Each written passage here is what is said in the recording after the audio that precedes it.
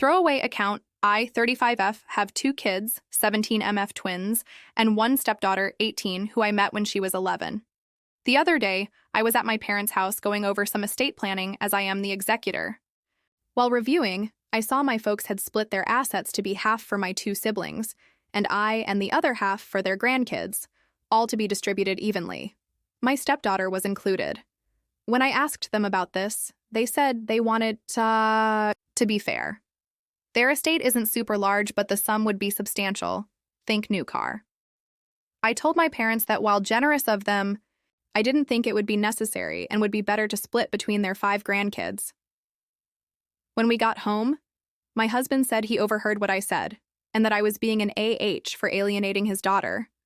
I told him my reasoning was because she is the only child, grandchild, niece on both her parents' sides, and that she would be set. Her grandparents own multiple properties, her uncles are fairly well off and live in a HQL area, and well, she's the only kid and it's not looking like, at least in his side, that she'll have any cousins. Plus, their collective net worth is substantially more than my side.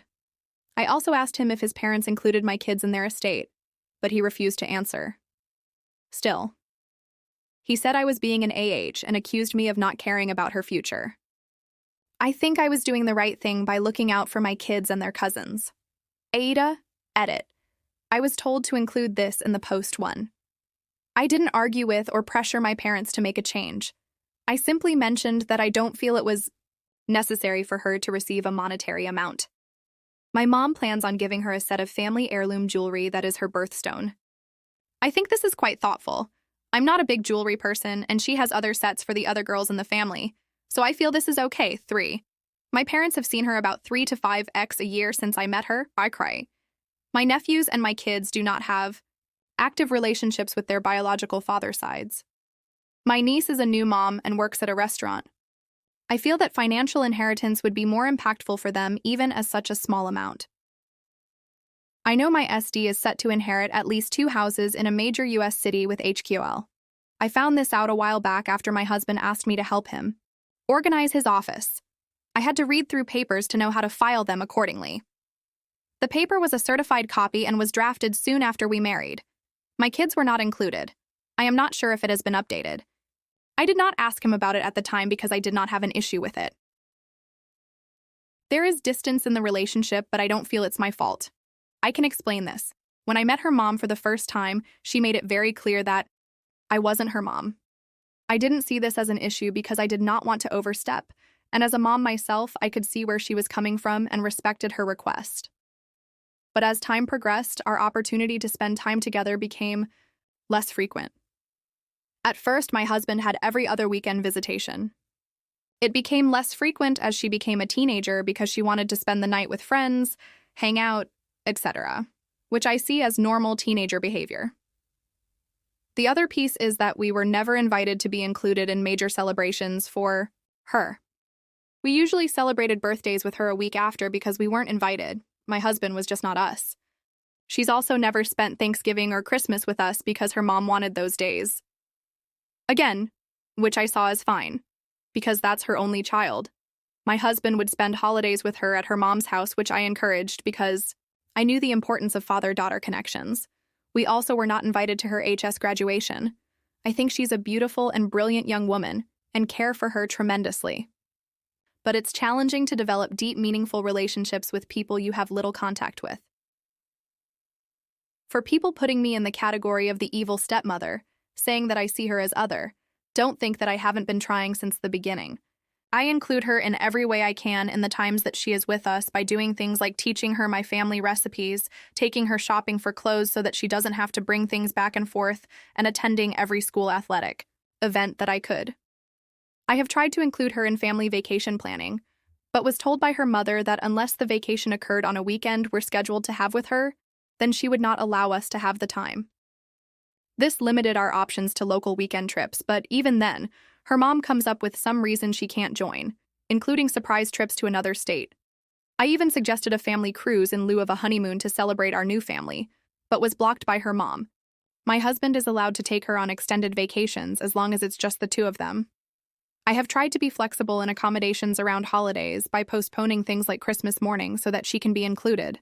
This created frustration in my kids because they felt like they shouldn't have to put their lives aside to accommodate for her. One year, when the holiday occurred on one of our planned weekends, I came up with the suggestion of celebrating Christmas on Christmas Eve so we could do the full family thing. My kids weren't thrilled, but they understood. In the end, we didn't end up spending any time with her, as her mom told us that she planned on having a dinner party on Christmas Eve and needed my stepdaughter to help her prepare. When the time came for college applications, I was ecstatic to be asked by my stepdaughter to help her with the applications, but soon after was told that her mom hired a professional to help her get into her top choice schools, and I was no longer needed. Have tried to have a bond with her with the little time that I have. I have consistently brought up to my husband that I feel like we needed more time with her to help build our relationship, at the very least by him maintaining his every other weekend schedule. He has told me that ultimately her mom is her mom, and she determines her schedule and how she spends her time. He has also expressed that he fears that if he undermines her mom, then he might lose the time and relationship that he does have with her, and I do not want to be the reason for any sort of break in their relationship. His time relationship with her hasn't changed, so maybe he doesn't see the need for my kids to be involved. But if he doesn't advocate for us, then what am I supposed to do? A major update. I haven't had the opportunity to have a discussion with my husband about all of this, as I was waiting to speak with my therapist to get advice on the best way to approach the conversation. However, I did receive a phone call this morning from my father-in-law, who I see as an absolute angel of a man. Apparently, my husband told his mom about our argument, and my mother-in-law went off, and this is how my father-in-law found out about it. FEL asked me what my side of the story was, and I very emotionally told him everything, as I listed in the OP. I told him it was not my intention to alienate SD in any way, and that this whole thing has created a nightmare. After deep breath and slight pause, my FIL said that I did the right thing. A few years ago, my FIL suffered a series of strokes. He said that this prompted him to want to reevaluate the estate to make sure that everything was in order. He is quite old, close to 90, and has a lot of underlying health issues. He and Mael share all of their assets, and she is also his POA in case anything happens, and because they have a family trust, he wanted to include her and his sons in the discussion. He told me that he brought up that he wanted to include my children in the family trust. He told me he proposed to allow for 10% of the trust's liquid assets to be split between my two kids to help get a start on life. He then said that my MIL pushed back very hard, saying that because my children were not biologically related to their family, and they should not be considered. When he asked my husband his thoughts on it, FIL said my husband's response was that it was best to keep it in the family, but that he would consider including us in his portion upon his passing if he and I were still together. FIL said this was a surprise because at that point we were still basically newlyweds and was surprised a new husband would even think that way. My MIL's response to that was unhappy, saying again we weren't blood and that this was a family issue. Because of the stress caused by the situation and because of the recent strokes, Phil did not want to press things further. Phil said afterwards, he pulled my husband aside to find out more about what he had meant and to be assured that my kids would be included, and was basically told by my husband that he would do what was best for his family, and the conversation was dropped. Now, FIL said that he didn't push further at this point because he was getting tired from the conversation. But in light of what's happening and how my MIL and husband are responding behind closed doors, he felt it was necessary to let me know. He said that SD is set to be more than okay when it comes time, and that my husband has asked to tap into funds to pay for her college so she would not need to take out any loans, which he agreed to. He said he asked my husband if he would do the same for my kids, and that my husband's response was that he would ask when the time came, as my kids did not yet know what was going to happen regarding college admissions. FIL asked me if my husband and I had this conversation. I told him that my husband and I discussions about my kids' school was that they would need to take out loans, finish college, and then we would help pay off half of the loans together once they graduated. My husband has never suggested that anything for my kids' college would be paid for through his family trust. My FIL was very apologetic, saying he should have pushed further as he loves us greatly and feels like he did not do enough. I told him it was not his fault, and that he should not feel responsible for any of this, and that I did not want him to feel obligated to make any changes or bring it up with MIL husband, because I knew it would create additional stress for him, and I wanted him to take care of his peace. He said, though his desire would be to do so, that since his wife and he have a joint estate, and that she is POA, that he felt like it would be more trouble than it's worth. He is blind and has a lot of mobility issues, so anything he does, he is dependent on her. He also said that based on what he's heard on his side, he felt if he did update his will, then they would likely contest it, which would create a financial burden on my end, and he didn't want to create a negative situation. I told him again that it was okay and that we would be okay in life and that he was not responsible for anything that happened. I told him that my intention wasn't to be added to the trust, just to make a point to my husband, to which he said he understood and agreed. He apologized again, we told each other how much we loved one another, and he ended the call saying he considered me a person of integrity, which is a rare gem. Now that I have this information, I feel like this whole situation brought to light a lot of things I hadn't considered regarding my marriage. Also, writing out everything regarding how my husband navigated his relationship with his daughter ex-wife really put things into perspective that makes me feel like we were never a priority for him. I'm not sure where to go from here. I plan to bring this all up with my therapist and talk it out to figure out what I should do. But I no longer feel like the for advocating for my biological family, because my husband and his side have been advocating for theirs, FIL excluded. Final update. I've had many people reach out for an update, so here it is. I will be divorcing my husband. A lot has happened since I posted this. Thank you to those who responded and PM'd me kind words of encouragement that helped me take a step back and evaluate the dynamics of my marriage. This whole situation was much bigger than my comment to my parents. And despite everything, I'm thankful it was a catalyst for truth rather than wasting more years of my life, love, and energy. First, I did try to speak to my husband. Whenever I brought it up, he said that he was over the issue. I mentioned to him that I thought it would be good for us to attend couples counseling to work out our differences with a neutral party to help us build a stronger relationship. He agreed, and I honored his requests for the type of counselor he wanted to see. However, when the appointment times came, he no-showed, citing that things came up at work, or he wasn't feeling up to it. He missed a total of 3 appointments that I ended up attending myself. The counselor helped me recognize some potential covert narcissist traits based on my version of things. The counselor said they couldn't say for sure these things were true, nor could they provide a diagnosis. But from what I said and husband's no-shows, they felt it was highly likely.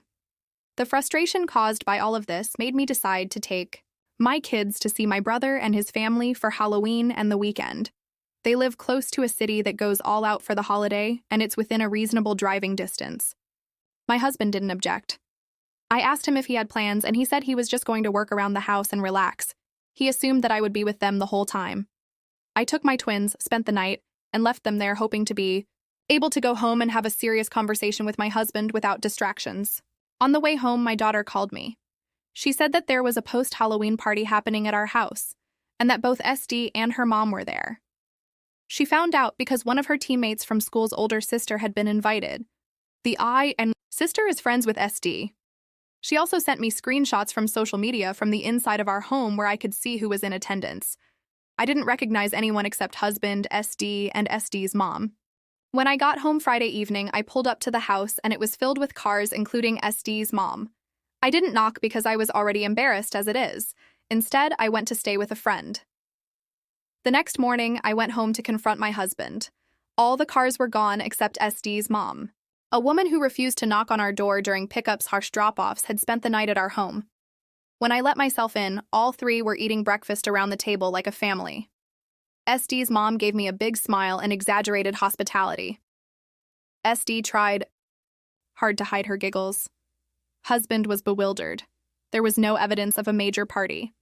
SD's mom said she'd see him later and left with SD. SD did not acknowledge me besides her laughing, which continued on her way out of the door. I'm not a confrontational person by nature, so I didn't stop them to question. I asked him to explain. He tried to say that they had just come over for breakfast. I told him I knew that wasn't the case because I drove by last night. He kept denying, but I pressed. I didn't tell him about the social media. He tried to gaslight me, saying that I lied to him about being gone all weekend. I told him I was taking the kids to see my brother for the weekend, but didn't say I'd be staying with them. I brought up that he lied to me about working around the house. He said the party was a last-min request from SD's mom to host for her friends. All of the guests were her friends. And the amount of guests suggests it was likely planned the moment I mentioned I'd be going out of town. I questioned about her spending the night, but he said she slept in the guest bed because she was too drunk to drive, but I doubt it. I asked him if he even wanted to be married. He said yes, but that his priority is his daughter, who is now in my college. I asked what that had to do with her mom and having parties in the home we share, especially now that she is a legal adult. He said that he will always love her as the mother of his child. We agreed early in our relationship that we wouldn't have kids as we'd essentially be starting over, so this statement hurt me on so many levels. I told him that his lies and mistreatment of me was over, that he never prioritized our marriage and always put his first family before us. He said I was delusional. I told him not to be home when I came back to get my stuff. I called my kids to tell them what happened. They said they weren't surprised. Apparently, they've been feeling some type of was towards him for a while and felt they couldn't tell me because they knew how important marriage was to me. My parents were an example of what I wanted to have in my own life. I felt like shit for creating that kind of break with my kids. They were gracious and told me I deserved better. I told them they could come home or stay with my brother, and they decided to stay. But yes, I am the AH for prioritizing my marriage over my kids, and I will be setting up family therapy for us. I went and rented a 3-bedroom apartment the same day.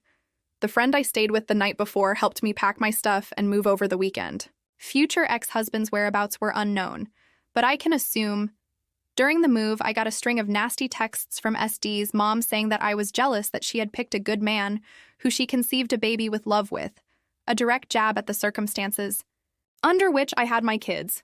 Their dad is an addict and not in the picture. She said I'd never have what they have. My understanding of the circumstances of their divorce was that she had an affair. When we first met, I explicitly asked if she was okay with me and him dating at that time. She said she had no issue and that she was glad he was happy.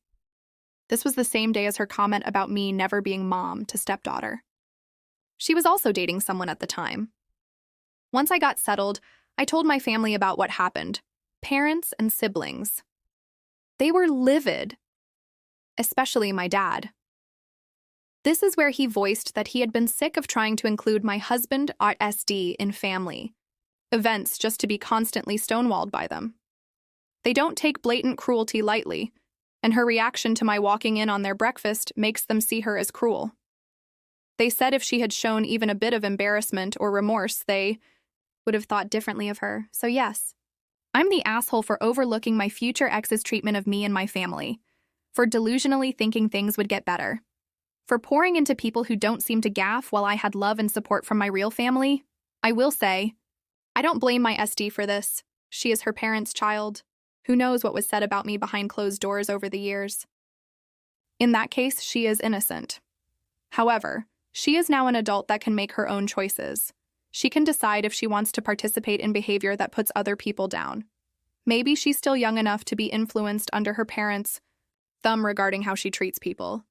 Maybe one day she will realize that she can speak up when she sees bullying behavior by members of her own family. But I won't be around to find out. I still talk to my FIL.